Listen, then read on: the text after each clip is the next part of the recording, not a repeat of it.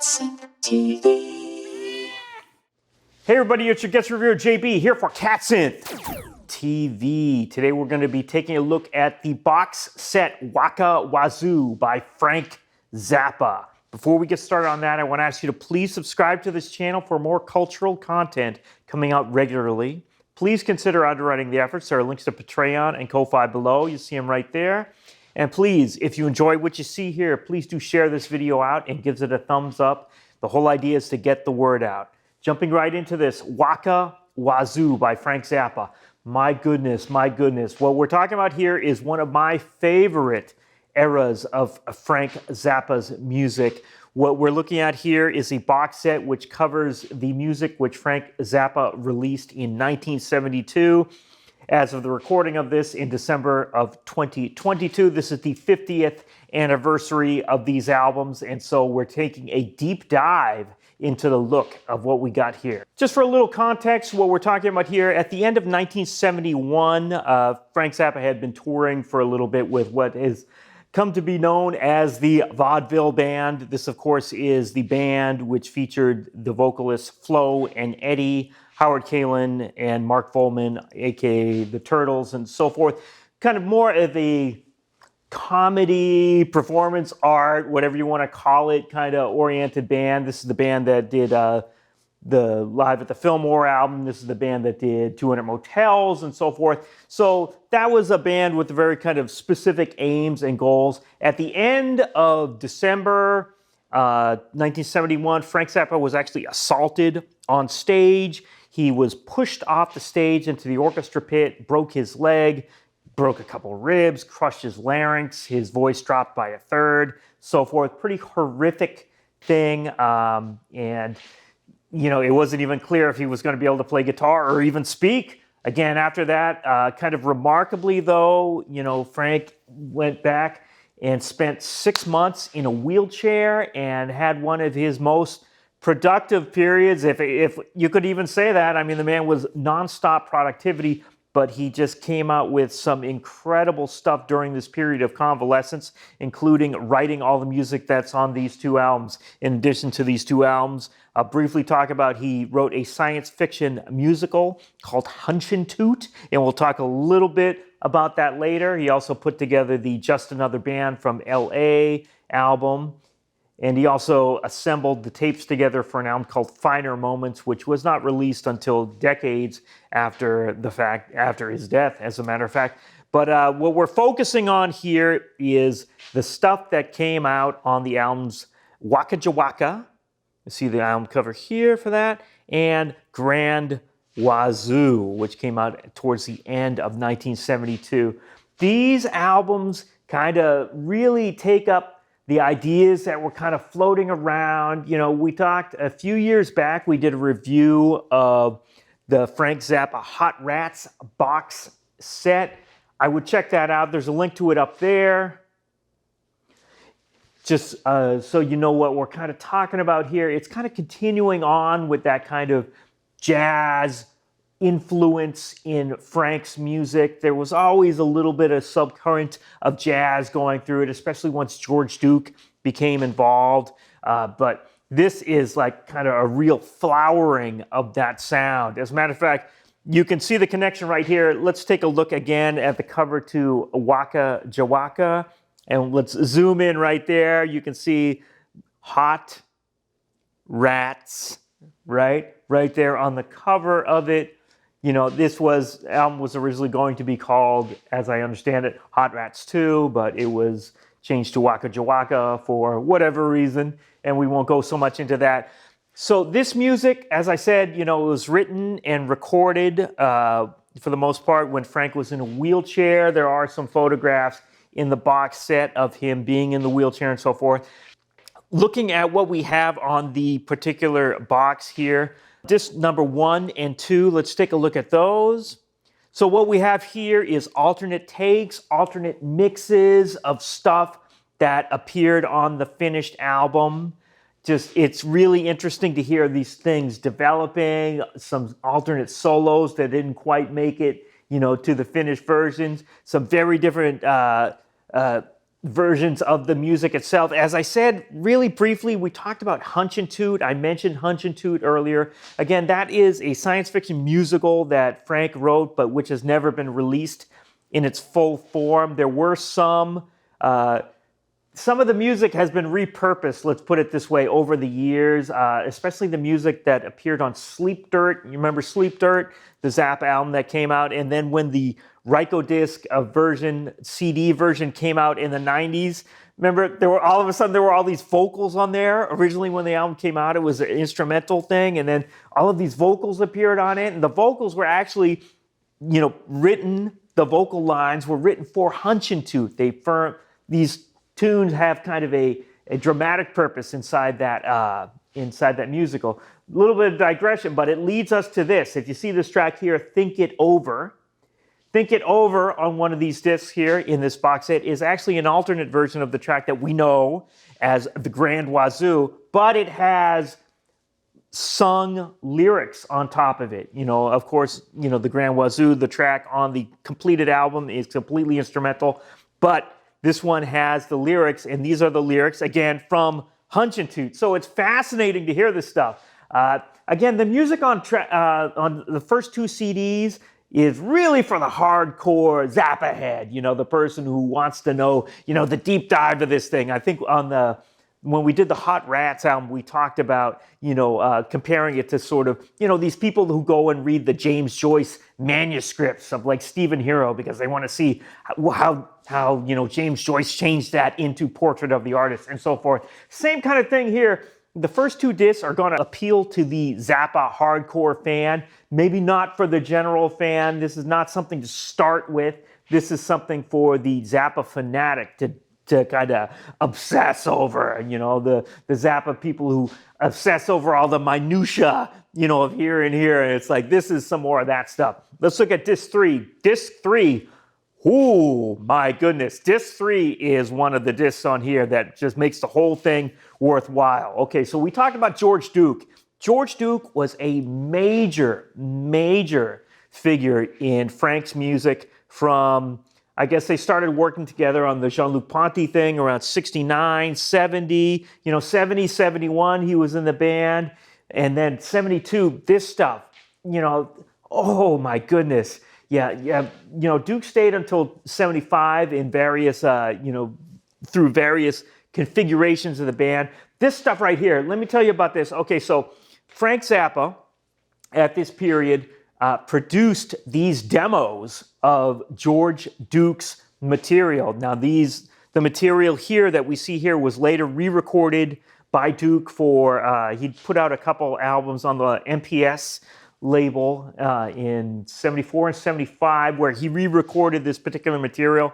But what we have here is, it's almost like finding alternate material or material that's good enough to be on the finished Waka, Jawaka, and Grand Wazoo albums, because it's the same personnel right on here. It's like Ainsley Dunbar on drums and Erroneous, aka Alex Dimachowski, on bass.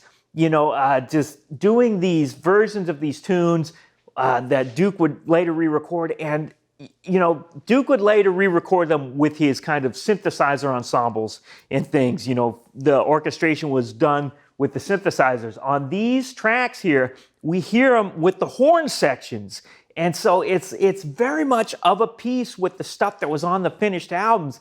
And it's like gold, man. It's like, it's like the Holy Grail, saying for Zappa collectors, Zappa, again, the Zappa obsessive have maybe heard versions of these demos, on 12th generation cassette copies over the years. But to hear it in pristine sound like this, it's like, holy mackerel, I just can't believe it. Yeah, it's just unbelievable. And, it also shows the level of respect going back and forth between these two musicians. I mean, like I said, George Duke made a major impact on Frank's music, especially those great albums of the early 70s, kind of Duke's comping and the way he would orchestrate things, just down below. It's just unbelievable. And you hear the kind of, Frank giving this time to work on George's music. And it's just incredible,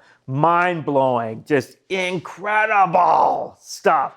Okay, so towards the end of the third disc here, we've got a mix of Approximate. Now, again, this track appeared in different form on the album Wazoo, not to be confused with the Grand Wazoo. This is where things get a little confusing.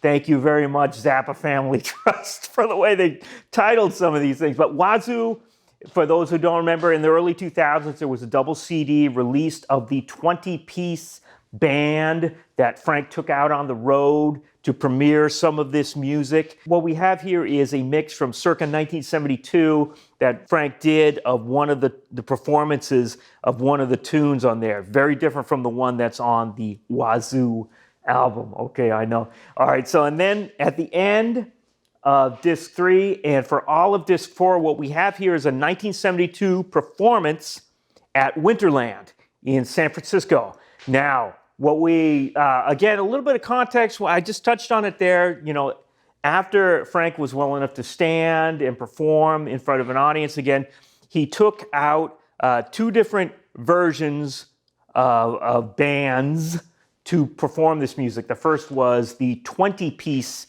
Grand Wazoo Orchestra. So that only played, I think, like 7 or 8 dates. And then later he kind of reconfigured it into a 10-piece band and took it out on the road. And what we have here is actually the last performance of that 10-piece band. So it's a perfect way to kind of cap off all this extra material on here. I mean, it's great stuff. It's amazing. The sound is not, but it's not, high fidelity sound or whatever like this. But, it was probably recorded on a 4-track.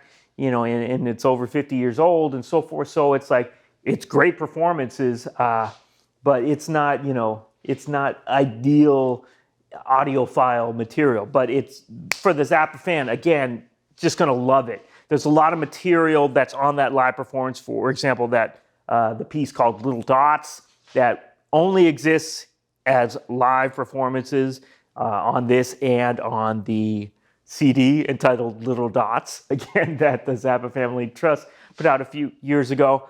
There's a very interesting take on America Drinks and Goes Home. Again, first appeared on the 1967 album, Absolutely Free, appeared in a different version on the 1969 Jean-Luc Ponty album, right? Zappa conducts Ponty, King Kong, and so forth. The fascinating arrangement of stuff. It's just great, amazing stuff. And then disc 5, the finished albums on Blu-ray audio. So, you can listen to it 44:1 or 24, whatever you wish. There's a really nice menu. I mean, just amazing stuff. As I said again, it's just jazz-influenced stuff. It's very different from what you would consider the jazz kind of fusion stuff at the time. And a big part of it is, again, due to the rhythm section. As I said earlier, Ainsley Dunbar, drummer from the 70 and 71 period, kind of carried over to this album.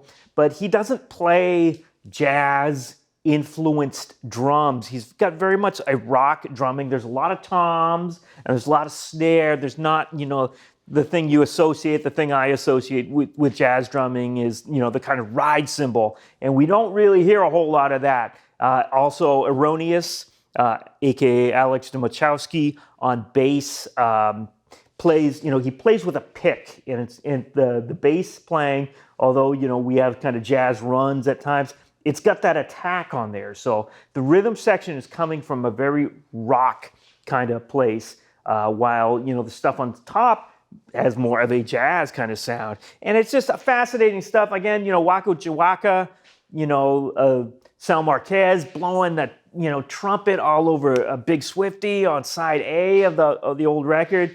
Oh my God, it sounds great. All this stuff has been remixed, remastered for the DVD audio stuff. It sounds fantastic. It sounds amazing. I mean, it's just like, it's just such incredible music played with such passion and such, and precision, and just like, the big thing about these Zappa albums is that, they're, it's almost a bad word to say it, but they're accessible. You know what I'm saying? You have kind of the meandering melodies, for lack of a better term, these Zappa melodies which kind of go on and on. But it's like there's something that a lot of people can catch, what's going on here. They can grab onto it and they can follow it. It's not as abstruse as some of the Zappa things can be, and it's like. And there's nothing wrong with that, you know what I mean? There's nothing wrong with making music that people want to listen to, you know what I'm saying? That's what I say all the time, you know what I mean?